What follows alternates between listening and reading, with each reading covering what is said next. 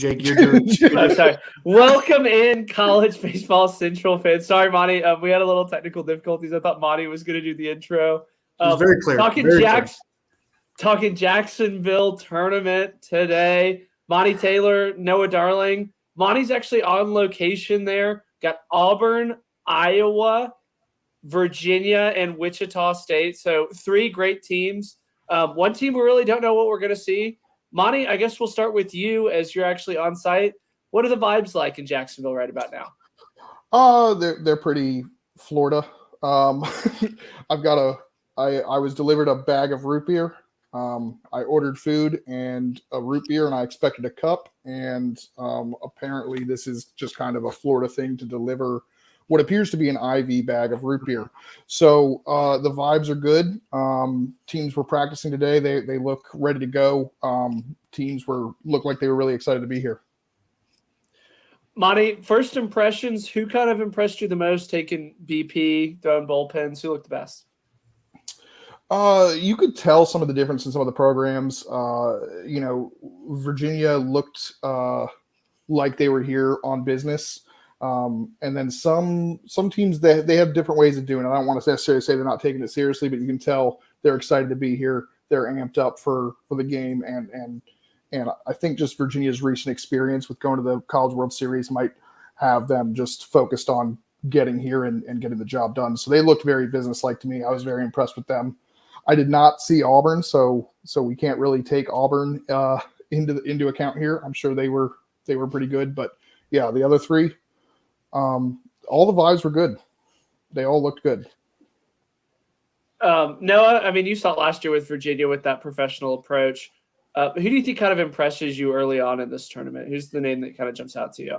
I think it's all going to kind of just boil down to the schedule and who plays who in which order. I think that's important. I know we're going to talk about the pitching matchups in a second. You think about all the great pitching in this tournament, it's going to depend on who kind of dodges who more than which talent beats which talent necessarily. Still a lot of great matchups in this one, Monty. I think we're all really jealous of you. When it kind of lined up in the beginning of the year and you said, yeah, I'm going to go to Jacksonville, we thought, yeah, okay. All right, pretty good. But it's quickly turned into this one where I'm all of a sudden willing to take a bullet to switch spots with you. I really like this Auburn team. I like Virginia. I like Iowa. And Wichita State looks not that bad. Yeah, I'm over the moon. I mean, it's better than a regional because you don't really have a 4 seed. Wichita State, if they were to make the tournament, would probably be a 3 seed. If they were good enough to make the tournament, and then you've got 3 1 and 2 seeds potentially battling it out. 3 top 25 teams in our top 25. It's going to be a lot of fun, especially with the different strengths of each team. Now, Monty, when you have 3 teams like this get together, and then Wichita State as well, who's undefeated, who's the real winner in all this? The fans. It's mostly me first, and then the other fans. Obviously, it's going to be streamed on D1 Sports. So you're going to have to pay. It's basically pay-per-view. You're going to have to pay for that to be able to stream it, or you're going to be having to follow my live tweets to see what's going down. You do get a free D1 subscription. I saw Kendall's for the people on that. Noah kind of alluded to it earlier. They do have the pitching matchups announced. So I'm going to be reading those off right here.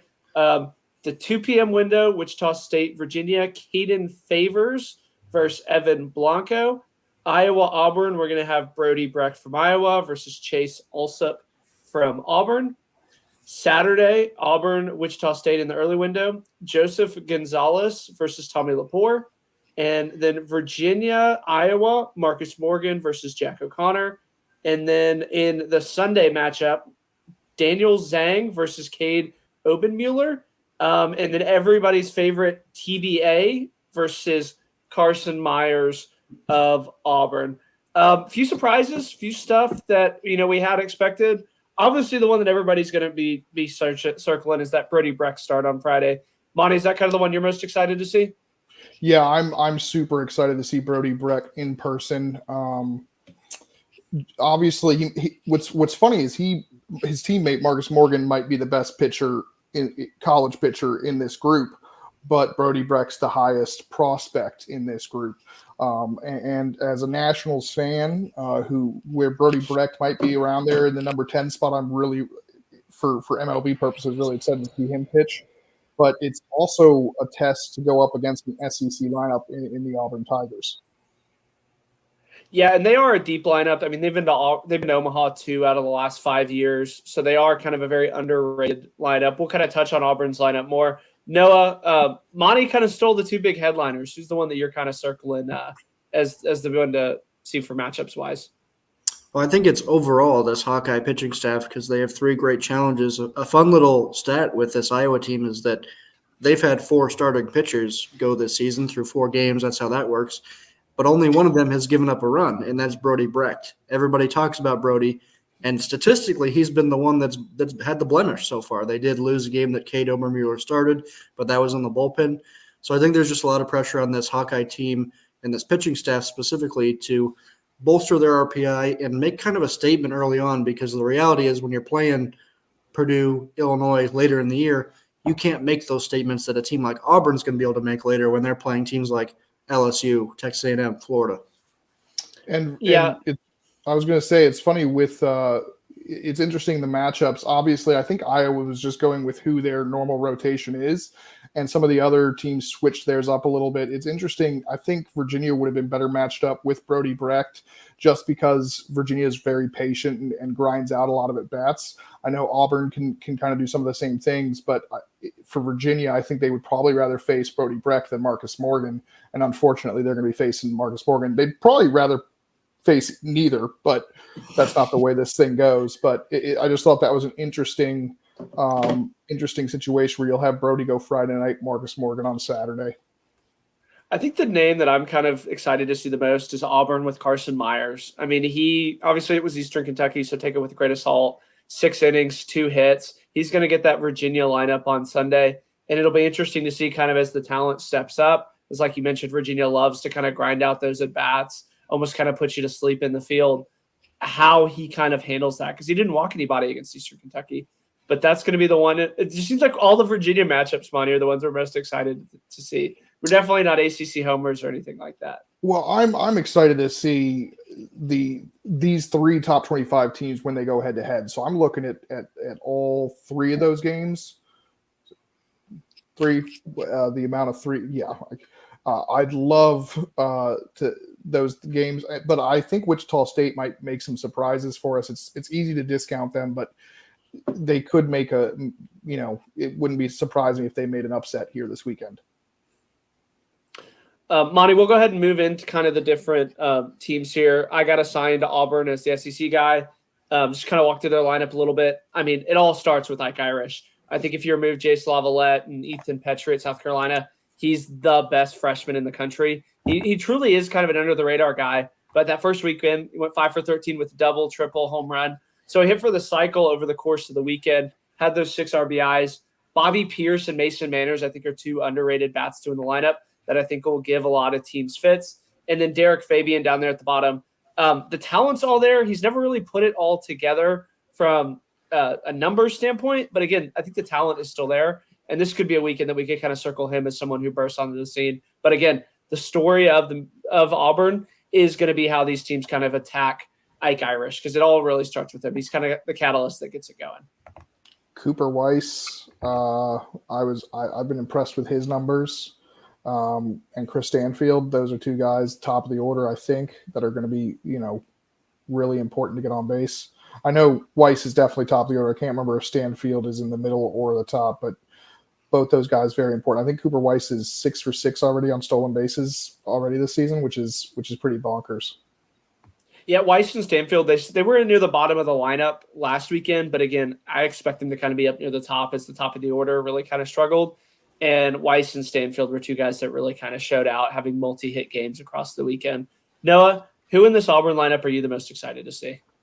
Well, I think it all starts with what you said, Ike Irish. He's an outstanding player, had a great freshman season last year. They put him at catcher this year, which, as I kind of alluded to in the preseason that I know everybody here watched, when you put a player like that at catcher, and if he's able to succeed at that position, not only his flexibility at Auburn, but his draft stock, speaking of guys that Monty might want on his team in 5 years or so, the way that he's going to be able to shoot up and really become not just a star in college baseball eyes, but when you think about prospects and the guys that tune in for that, I think of Jeff Passan while teaching us all about Jack Caglione last year, thank God. Ike Irish is the kind of player that if you put him at catcher, he's going to be able to do those kind of things. So I think it all starts with Ike. And I think really everybody looks good in these Auburn uniforms. I'm not normally an Under Armour guy, but I really like those dark blue on the dark blue. It really works for Auburn. I hope they wear them against Iowa because I'm really excited for that game. Yeah, Ike Irish is naturally a catcher. That's what he was brought in to catch. I know Auburn had a very, very talented defensive catcher last year. But again, Monty and I talked about it a ton on the ACC podcast. When they move people from a position or not playing a position behind the plate, you always expect that offense to kind of drop off a little. And early reviews on Ike Irish is that's not the case at all. I mean, obviously he's not going to hit over 500 every single weekend, but early reviews are glowing, Monty. Yeah, I'm a big fan of his. I'm surprised that he went to college initially because I know he was a pretty highly rated potential draft pick for MLB coming out of high school. But yeah, the transition to catcher is not an easy one. It's something that's I'm trying to keep a close eye on at Virginia, as Ethan Anderson, who had a bonkers year as a first baseman last year, is making that transition to his natural catching position as well. And when you have to handle a pitching staff and really focus on that defense, sometimes I think the offensive numbers can hurt you a little bit. And then the next year, I think of like Kyle Teal, his sophomore year when he transitioned to catcher, I think he only hit like 277. And then obviously last year he had the monster award-winning year. So sometimes that transition takes a second. But Ike Irish is so far so good. Yep, reviews are great. We talked kind of at the beginning of the show. The strength of Iowa is obviously in that pitching staff. But Noah, that lineup, a lot of people are down it. Is that kind of what you're seeing from this Iowa lineup too as well? I think it's just a little bit top heavy right now. The bottom half of the lineup hasn't really produced much. You want to see a guy like Michael Seegers kind of rise up to where they really want him to be at, and they know where he can be at because he had a strong season last year. Sam Peterson is having an outstanding year so far. He's hitting 625 on the early campaign here. He's been batting leadoff for him, and it feels like every time he's up to bat, he's going yak, but he's only hit one homer.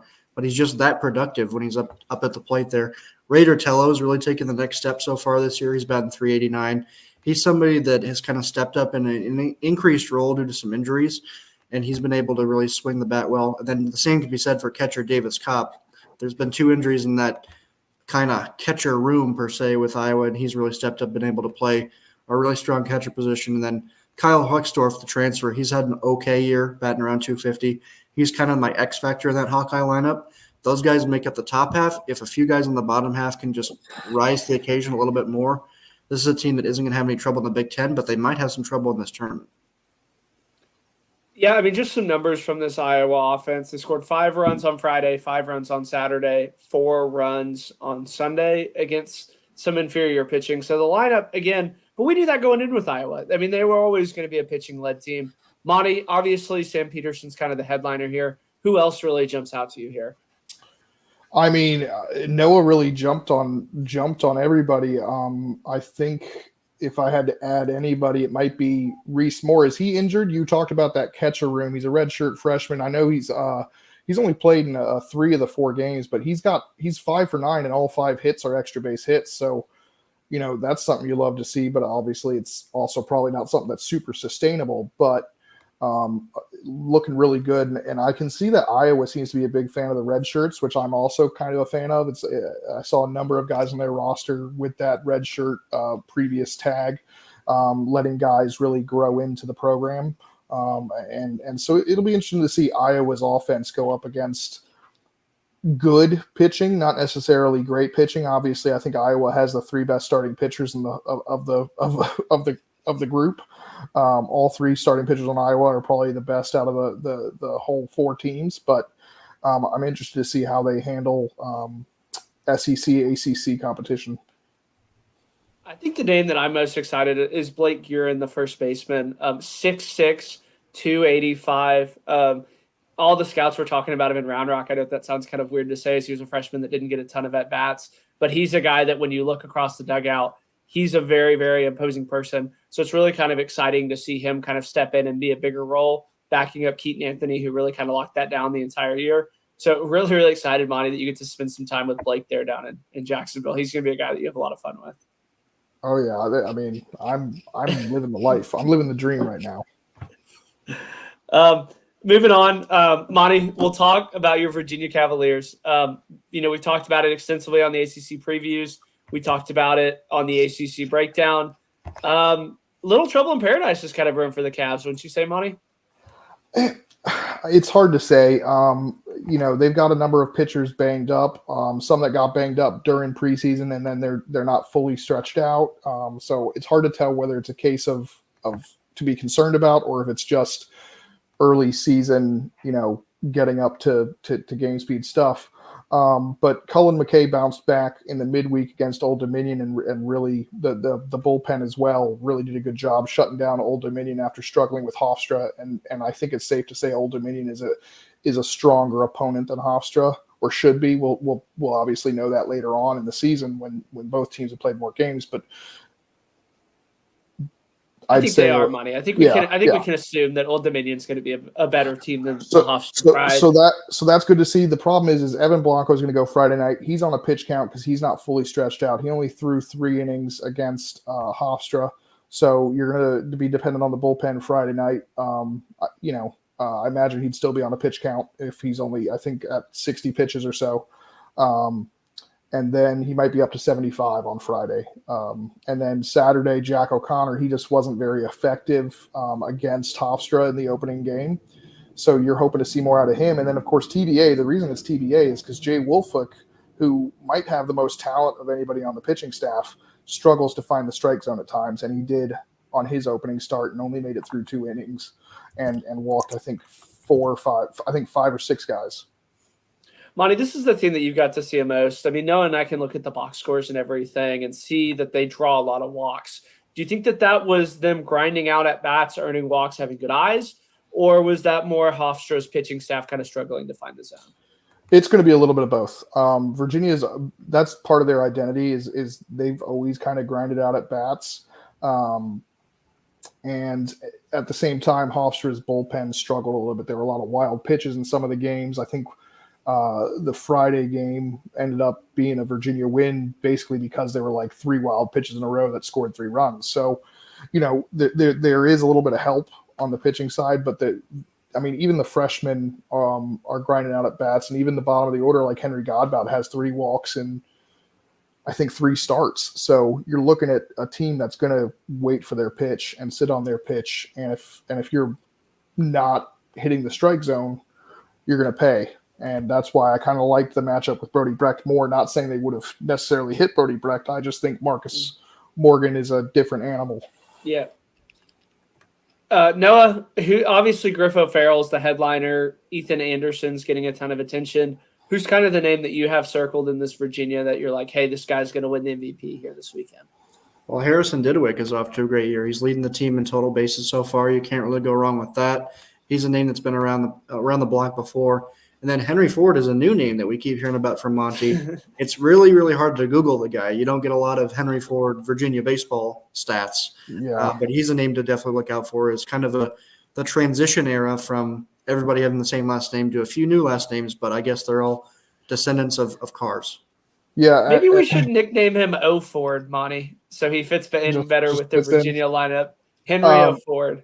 Yeah, it's interesting because with Didewick and O'Farrell, they've both put on some weight, and it's interesting because when I spoke to Griff last weekend, he only hit 1 home run last season, and it was in the Super Regional against Duke.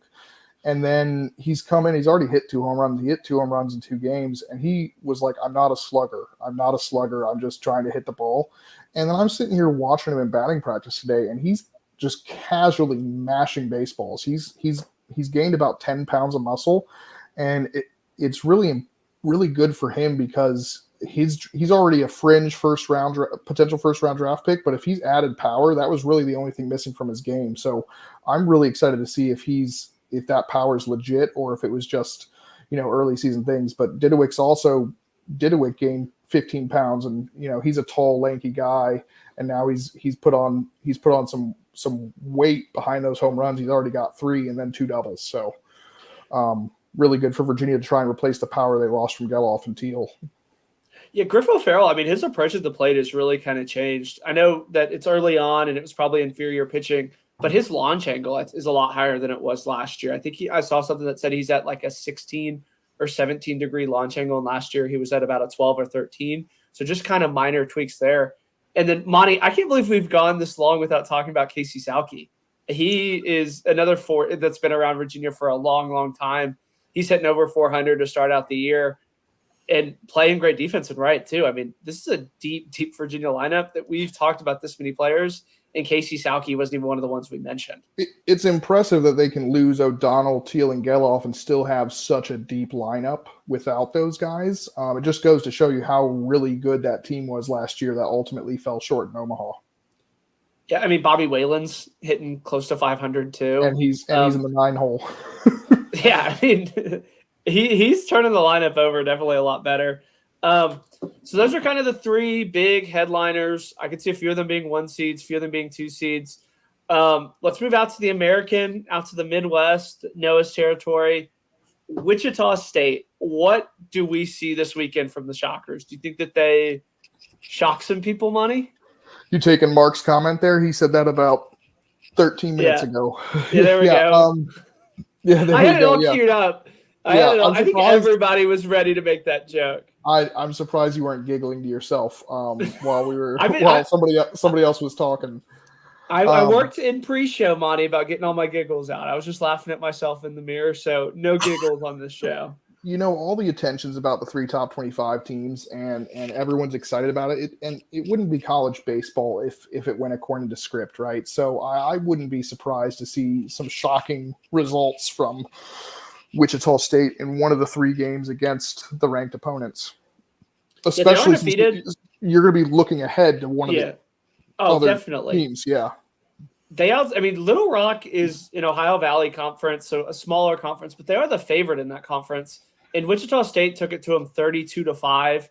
I mean, this is a group that if they can figure it out this early, because that truly was the big question mark, they were just a carcass of a program at the end of the transfer portal last year. I think they only had like 5 guys stick around. Peyton Tolley left, a ton of other guys.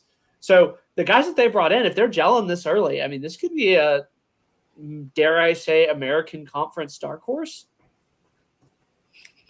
I mean, based on some of the numbers I've seen, I wouldn't say that's crazy. I mean, obviously ECU. If you're ECU, almost feels like the pencil lead. So I mean, they could very well slot in and be that 2 team in the American. No, is that kind of what you're seeing from Wichita? Yeah, I think that's a positive rebuild so far. They're undefeated, so a pretty good start for them. Looking at the weekend that they have ahead of them, I don't think that – I'm not going to say that they have a chance to go 3-0, but I think you have the opportunity to talk yourself into them winning any of these individual games. When you talk about the timing of when you play Virginia compared to when you could play the other teams, when you start with Virginia, you get objectively kind of the weakest Friday night starter of the 3, the one that you feel the most confident against. And then when you go on Saturday against this Auburn team, you get Joseph Gonzalez, who is an electric pitcher, but he's somebody that struggled with injuries throughout his career. Is he all the way back? He was great week 1, but was that kind of a flash in the pan? He's somebody that you can get to if he's just a little bit off. And when you're coming back from injury, that's somebody you can get to on a decent hit rate. And then on Sunday, you have Iowa, who you're never going to have a great outing against Iowa when you have a starter coming out from one of their 3. But Cade Obermueller is the least experienced and the youngest and the least effective of the 3, essentially. He has that 0.0 ERA for a reason, but he still got pulled a little bit early. He's the one who has the shortest leash. This is kind of an ideal lineup. If you could kind of pick the teams in the order that you play them, I think this is where Wichita State would probably have them almost ranked. Yeah, I mean, Mauricio Milam, I know we talked about everybody leaving. He's kind of the one guy that stuck around behind the plate. Early on, he's 5 for 11. And then a lot of the new guys, Ryan Callahan, Camden Johnson. There's a lot to like about Wichita State. They hit 342 on the weekend versus 230 that they allowed. So, I mean, like you said, I know everybody's going to kind of pencil them in as going 0-3, but I think they could shock one of the big boys. Monty, is that what you're seeing too as well? Yeah, I just don't know. I couldn't tell you which of the 3 it's going to be. It could be Virginia on Friday night. It could be Auburn. It's hard to see the Sunday, but again, like Noah said, Obermueller is, he looks like he's on a leash and isn't fully stretched out. I didn't see how many pitches he actually threw in the 4 innings last Sunday, but I think they could pull out a game. If I was willing to predict, I think they will pull out a game. I just couldn't tell you which team they're going to do it against. All right, Monty, we'll start with you. What's the matchup that you're most excited for? I'm going to do a little asterisk with you. You got to give me one Virginia matchup and then one non-Virginia matchup. Obviously, it's got to be the Virginia lineup versus Marcus Morgan. It's going to be really interesting to see how that comes out. And obviously, if Marcus Morgan's got his best stuff, it's going to be really, really difficult for a good Virginia lineup.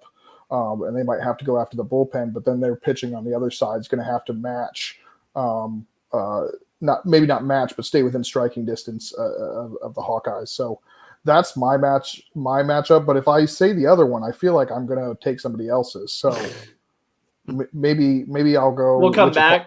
Yeah. All right, Noah, we'll go back to Monty after that.